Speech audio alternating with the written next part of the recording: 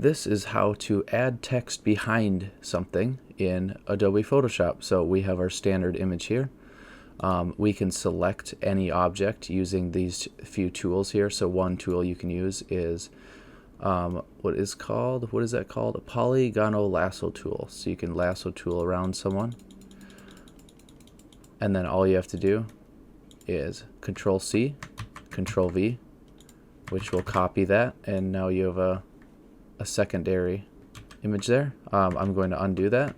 And what I'm going to do is do something very fast, which is called Object Selection Tool. This is hit or miss. Sometimes it works, sometimes it doesn't work out. So if you can see here, that's selecting the truck, that's selecting me. I'm going to left click on that. It's going to do its thing. There we go. It has selected me. So I'm going to Control C, Control V. Now I have a second layer. So on the bottom right here, you can see that's the first layer. That's the base layer. So make sure your second layer is over top of the first layer.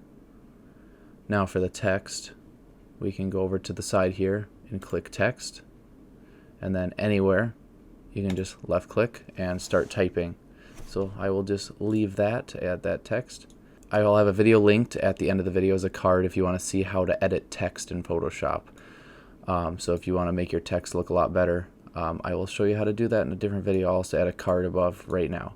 So this text is obviously not behind me at the moment because I just added it as a layer on this bottom right. So what we're going to want to do is take that text layer and simply drag it beneath the second layer of the image that you created.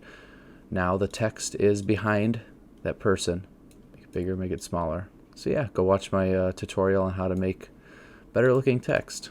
That'll definitely help you with your thumbnail. So like and subscribe, comment down below if you want to see any tutorials.